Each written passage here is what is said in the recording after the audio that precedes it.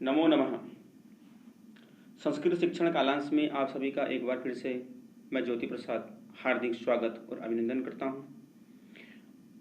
आशा करता हूं कि अब तक जो आपके सम्मुख शिक्षण सामग्री YouTube के माध्यम से प्रेषित की गई है आप सभी को समझ में आई होगी। यदि कोई भी समस्या होती है तो आप मुझे कमेंट्स में लिख करके ज़रूर बता सकते हैं। तो आज जो हम संस्कृत शिक्षण कालांश में जो गोदोहनम पाठ है, तृतीया पाठ है, उसका जो भाग द्वितीय है, यानी जो हमने 2 खंड पढ़ दिए उसके बाद जो आज शेष रहते हैं उसको पढ़ेंगे। तो चलते हैं सीधे पाठ की ओर। अब तक जो हमने इस कहानी में पढ़ा है कि जो पति पत्नी है चंदन और मल्लिका, उनके आपस की बातचीत और एक लड़की उमा की बातचीत इसमें दर्शाई गई है।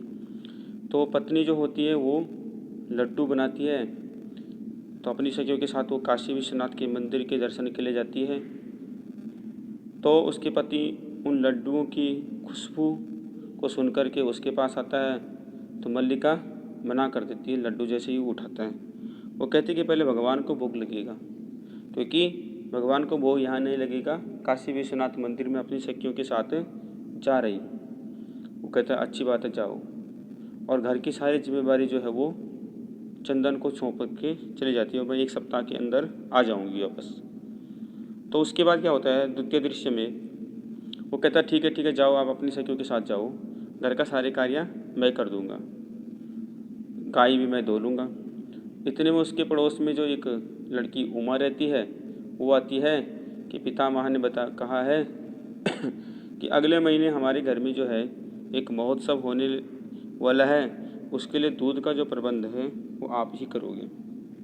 तो 300 लीटर दूध चाहिए। जब 300 लीटर दूध के बारे में वो सुनता है तो बड़ा खुश हो जाता है कि 300 लीटर दूध देंगे तो हम धनवान बन जाएंगे। तो उसके लिए वो क्या करता है, हामी भर देता है। और जब उसकी पत्नी वापस आती है तो वो कहता है कि मल्लिका तव यात्रा तो सम्यक सफलः जाता, काशी विश्वनाथस्य कृपया प्रियम निवेदयामि, कि आपकी जो यात्रा थी वो काशी विश्वनाथ के कारण सफल हो गई है। अब मैं भी तुमसे एक प्रिय यानी अच्छी खबर तो मैं आपको सुनाता हूँ। तो वो कहती कि अच्छी खबर, एवं धर्म यात्रायाः अतिरिक्तम प्रियतरम किम, कि धर्म यात्रा के अतिरिक्त प्रिय क्या हो सकता है। तो अब वो आगे कहते हैं कि इससे अतिरिक्त प्रिय क्या है। तो यहाँ दिया जा रहा है कि चंदन, ये लाइन इसको पढ़ेंगे अब आज हम यहाँ से पढ़ेंगे। तो चंदन कहता है, यहाँ इस लाइन को पढ़ेंगे हम अभी। चंदनः ग्राम प्रमुखस्य गृहे महोत्सवः मासान्ते भविष्यति। चंदन क्या कहता है कि ग्राम प्रमुख के घर महोत्सवः मासान्ते भविष्यति, जो महोत्सव है वो मासान्ते भविष्यति, महीने के अंत में होगा। किससे कह रहे हैं, अपनी पत्नी से कह रहा है। तत्र 300 सेटकमितं दुग्धम, तो वहाँ 300 सेटक लीटर मितं दुग्धम अस्माभिः दातव्यम अस्ति, हमने देना है। जो ग्राम प्रमुख के घर में इस महीने के लास्ट में जो महोत्सव होगा, उस महोत्सव में हमने 300 लीटर दूध देना है। ये कह दिया किसने, चंदन ने। अब मल्लिका क्या कहती है कि किंतु एतावन्मात्रं दुग्धं कुतः प्राप्स्यामः, किंतु लेकिन एतावन्मात्रं, इतनी बड़ी मात्रा में दुग्धम, जो दुग्ध है, कुतः प्राप्स्यामः, कहाँ से प्राप्त करेंगे। ये कौन कहा है, ये मल्लिका बोली। अब चंदन क्या कहता है, देखो चंदन कहता है मल्लिके विचारया, ये लाइन विचारय मल्लिके, कि मल्लिका विचार करो कि प्रतिदिनम दोहनम कृत्वा, प्रतिदिन दोहन यानी दूध निकाल करके, दुग्धम स्थापयामः, दूध को रखेंगे, चेत तो, तत् सुरक्षितम, तो तत् यानी वह सुरक्षितम, तो वह सुरक्षित न तिष्ठति, नहीं रहेगा, वह सुरक्षित नहीं रहेगा। अतएव, इसलिए दुग्ध दोहनम न क्रियते, इसलिए हम क्या करते हैं कि गाय से दूध ही नहीं दोते हैं, कि हम जो दूध अगर बीच में निकालेंगे या फर्ज निकालेंगे तो उसको रहेंगे तो वो खराब हो जाएगा, दूध फट जाएगा इत्यादि। अब आगे क्या कहता है, उत्सव दिने, कि उत्सव के दिन ही, यानी कि जिस दिन ग्राम प्रमुख के घर में उत्सव होगा उसी दिन एवं, उसी दिन समग्रम दुग्धम, संपूर्ण दूध को, संपूर्ण दूध को क्या करेंगे, दोक्षावा, दोह लेंगे। अभी ऐसा करते हैं कि दूध नहीं दोते हैं, जिस दिन ग्राम प्रमुख के घर में दुग्ध की आवश्यकता होगी अंतिम दिन, इस महीने के अंतिम दिन, उसी दिन हम क्या करेंगे, दूध निकाल लेंगे। अब क्या कहते हैं कि अब जो मल्लिका है, मल्लिका क्या कहती है कि स्वामी तुम चतुरतमा, तुम बहुत चतुर हो, बड़े चालाक हो तुम। अत्युत्तमः विचारः, अति उत्तमः विचारः, बहुत अच्छे विचार हैं आपके, आपकी बात से मैं बिल्कुल सहमत हूँ। अधुना दुग्ध दोहनम विहाय, अधुना यानी अब, दुग्ध दोहनम, दूध दोह, विहाय, विहस ल्यप, ल्यप प्रत्यय यहाँ पर, कि दूध दोहन छोड़ करके केवलम, केवलम, केवल क्या करेंगे, केवलम नंदिन्याः सेवाम एव करिष्यावा, केवल हम नंदिनी की ही सेवा करेंगे। अनेन, इससे, अधिकाधिकम, अधिक से अधिक, अधिकाधिकम, अधिक से अधिक, दुग्धम, दुग्धम मासान्ते प्राप्स्यावा, हम अधिक से अधिक दूध जो वो महीने के लास्ट में प्राप्त करेंगे, ये जो है उसकी पत्नी कहती है। अब यहाँ ब्रैकेट में दे रहे हैं कि ये वाला जो ब्रैकेट में अभी दे रहे हैं ये, इसको देखेंगे हम सभी। द्वावेव धेनोः सेवायां निरतोः भवतः, दोनों धेनु की सेवा में क्या हो जाते हैं, निरत हो जाती है, यानी लीन हो जाते हैं, दोनों गाय की सेवा करने लगते हैं। अस्मिन् क्रमे घासादिकम, इस क्रम में जो घास आदि, घास अच्छी मात्रा में खिलाते हैं, घासादिकम गुडादिकम, घास गुड़ आदि जो होते हैं, च भोजयता, गाय को खिलाते हैं। कदाचित विषाणयो तेलम लेपता, और तेल से उनका लेपन करते हैं, किसका लेपन करते हैं, धेनु यानी गाय का करते हैं। तिलकम धारयता, और गाय को तिलक लगाते हैं। रात्रो नीराजनेनापि तोषयतः, और रात्रि के समय में वो क्या करते हैं, गाय की नीराजन भी करते हैं, यानी कि आरती भी करते हैं।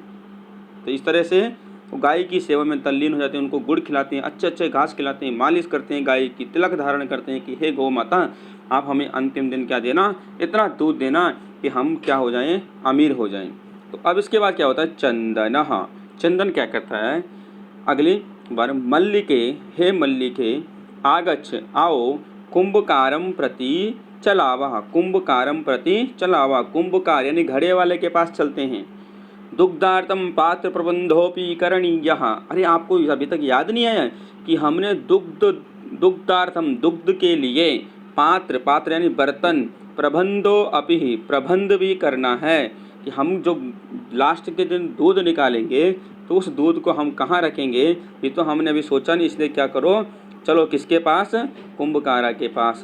और अब क्या आ रहा है यहाँ पे, द्वयेव निर्गतो, और दोनों वहाँ से निकल जाते हैं। ये दृश्य भी खत्म हो जाता है यहाँ पर। अब अगला दृश्य है चतुर्थम दृश्यम, चौथा दृश्य, अगला दृश्य शुरू हो रहा है, चतुर्थम दृश्यम, कुंभकारः। अब यहाँ पर एक नया पात्र आ गया, कौन, कुंभकार। अब वो कुंभकार जो है वो नया आ गया, क्या कह रहे हैं कि घट रचनायाम लीनः गायति, वो घड़े की रचना कर रहा है, लीन है घड़े की रचना में, और गा रहा है, कुछ गा रहा है। क्या गा रहा है, इसके बारे में हम पढ़ते हैं। श्लोक आ रहा है यहाँ पे, एक बार मैं बोलूँगा, उसके बाद आप सभी लोग भी इसका अनुवाचन करेंगे। ज्ञात्वापि जीविका हेतोः रचयामि घटाहनम्। ज्ञात्वापि जीविका हेतोः रचयामि घटानहम्। जीवनं भङ्गुरं सर्वं यथैष मृत्तिका घटः। पूर्णं श्लोकं पठामि अनन्तरं भवन्तः सर्वे अपि। ज्ञात्वापि जीविका हेतोः रचयामि घटानहम्। जीवनं भङ्गुरं सर्वं यथैष मृत्तिका घटः। जीवनं भङ्गुरं सर्वं यथैषं मृत्तिका घटा। यथा एष, जैसे यह मृत्तिका घटा, ये मिट्टी का घड़ा, जैसे यह मिट्टी का घड़ा। किम न अहम जीविका हेतु घटान अहम जीविका हेतु। इस घड़े को मैं जीविका हेतु जीवन निर्वाह करने के लिए, जीवन चलाने के लिए रचयामि रचना करता हूँ। ज्ञात्वापि भंगुरम सर्वम, जानता हूँ कि ये सब कुछ क्या है, भंगुर है। भंगुर का मतलब होता है क्षण भर के लिए, कुछ समय के लिए। तथापि करोमि अहम घट रचना, फिर भी मैं किसकी रचना कर रहा हूँ, इस घड़े की रचना कर रहा हूँ। यानी कि उसका कहने का मतलब है कि अगर इस घड़े में कच्चा घड़ा है और कुछ लग गया तो उसका आकार बिगड़ जाएगा। अगर उसको मैंने पका दिया, हाथ से गिर गया तो वो गिर जाएगा। यानी कि कुछ समय के लिए ही है वो, क्षण के लिए, क्षण भंगुर है वो।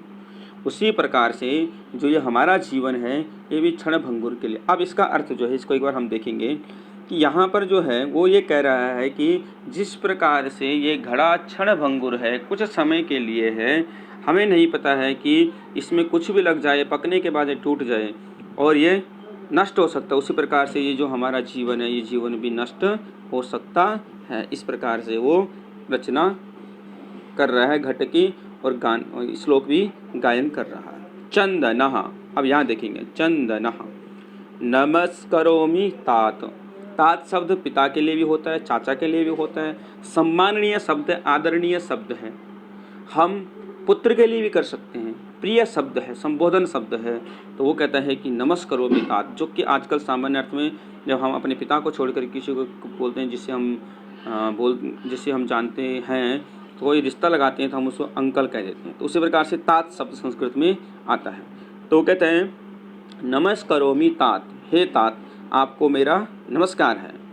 पंचदश घटान इच्छामि, मैं पंचदश, 5 और 10 कितने होते हैं, 5 और 10 15 घटान इच्छामि, मैं 15 घड़ों की इच्छा रखता हूँ। यानी मुझे 15 घड़े चाहिए। किम दास्यसि, क्या दोगे, किम दास्यसि, क्या दोगे। तो अब क्या होता है, देवेश कहता है। अब यहाँ पे कुंभकार का नाम आ चुका है कि कुंभकार का नाम क्या है, देवेश है।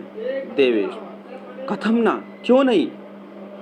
क्या कहता है, विक्रयणाय एव एते, ये जो है ये विक्रयणाय, बेचने के लिए तो मैंने बनाए हैं। गृहाण घटान, लो घड़े को ग्रहण करो।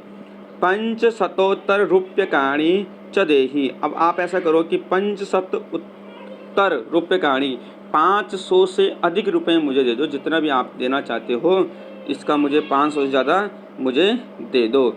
अब चंदन क्या कहता है, देखिए चंदन कहता है साधु, ठीक बात है, आपकी बात ठीक है।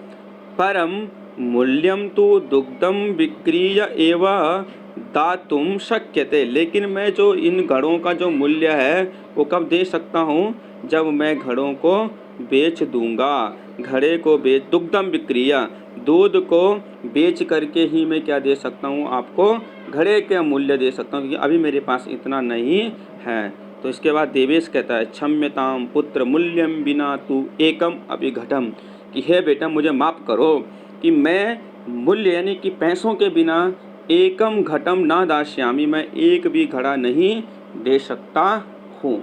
इस तरह से वो अभी दोनों में परस्पर क्या चल रहा है, संवाद चल रहा है। किस में चल रहा है, उन दोनों में चल रहा है।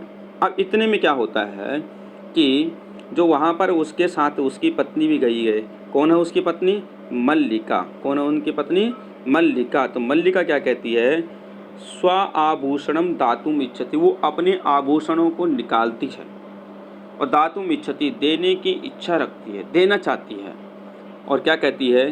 तात यदि अधुनैव मूल्यम आवश्यकम, हे पिता, हे तात, हे अंकल, हे चाचा, यदि अधुनैव मूल्यम आवश्यकम, यदि आपको अभी मूल्य चाहिए, अभी पैसे चाहिए, तो क्या कहती है? तरी, तो क्या करो? गृहाण एतत् आभूषणम, आप ऐसा कर लीजिए, इन आभूषणों को ग्रहण कर लीजिए। अपने आभूषणों को उतार करके वो देना चाहती है। यदि आपको अभी मूल्य चाहिए, आप कह रहे हैं कि मैं बिना मूल्य के तो एक घड़ा भी देने के लिए मैं तैयार नहीं हूँ, तो आप ऐसा कीजिए कि आप मुझे से इन आभूषणों को ग्रहण कर लीजिए। अब देवेश क्या कहता है? कुंभकार जो है वो देवेश कहता है, पुत्र के ना हम पाप कर्म करोमि, हे पुत्री, न अहम पाप कर्म करोमि, मैं ऐसा पाप कर्म नहीं करता, मैं ऐसा पाप कर्म नहीं करता। कथम अपि नेच्छामि त्वाम आभूषण विहीनाम कर्तुम, त्वाम आभूषण विहीनाम कर्तुम, तुमको मैं आभूषण विहीन करके मैं इन आभूषणों को कैसे ले सकता हूँ? कि यानी कि जो तुम जो मुझे दे रहे हो ये आभूषण, ये आभूषण इतना मूल्यवान नहीं है और मैं तुमसे आभूषण ले लूँ। तो वो कहते हैं कि ऐसा पाप कर्म मैं नहीं करता। नयतु यथावि लसितान, नयतु यानी कि ले जाओ, नयतु का मतलब क्या होता है? ले जाओ, कि जितने तुम्हें ज़रूरत है या जितनी तुम्हें घड़े चाहिए, घटान, इन घड़ों को लेकर के चले जाइए। और दुग्धम विक्रीय एवा, और आप क्या करना कि दूध बेच करके ही घट मूल्यम ददातु, आप मुझे घट का मूल्य दे देना, घट का मूल्य दे देना। आप ऐसा करो कि अभी इन दुग्ध को बेच लो। और उसके बाद क्या होता है? उभौ, उभौ का मतलब होता है दोनों। दोनों कौन है यहाँ पे? मल्लिका और चंदन। धन्योसी तात, आप धन्य हो, आप क्या हो? धन्य हो। तात संबोधन आके, मान्यवर, श्रीमान जी, आदरणीय, आप धन्य हैं। धन्योसी, वास्तव में आप क्या हो? धन्य हो, क्योंकि आपने हमारे आभूषण नहीं लिए हैं और हमारे ऊपर एक कृपा भी कर दी है, इसलिए आप क्या हो? धन्य हो। तो ये दृश्य यहाँ पर समाप्त होता है और फिर मिलेंगे हम पंचम दृश्य में। बच्चों एक बात ध्यान रखना, आपको इसके साथ साथ जो ये पुस्तक के PDF जिनके पास नहीं है वो PDF भी भेजी जाती है, पेज भी भेजा जाता है, आप उसको भी ज़रूर पढ़िए, क्योंकि उसको पढ़ने के बाद ही आपको ये समझ में आएगा। नहीं तो यहाँ पर हम जो आपको दे रहे हैं आप उसको समझ जाते हो लेकिन बाद में आप पढ़ते नहीं। इसलिए चैप्टर को ज़रूर पढ़िए। अगर कोई भी समस्या होती है तो आप नीचे कमेंट्स ज़रूर कर लीजिए। मैं हमेशा प्रयास करूँगा कि इस अवधि में आपके जो जवाब है उनको देने की कोशिश, आपके उत्तरों को देने की कोशिश करूँगा, प्रयास करूँगा। फिर मिलते हैं। नमो नमः। धन्यवाद।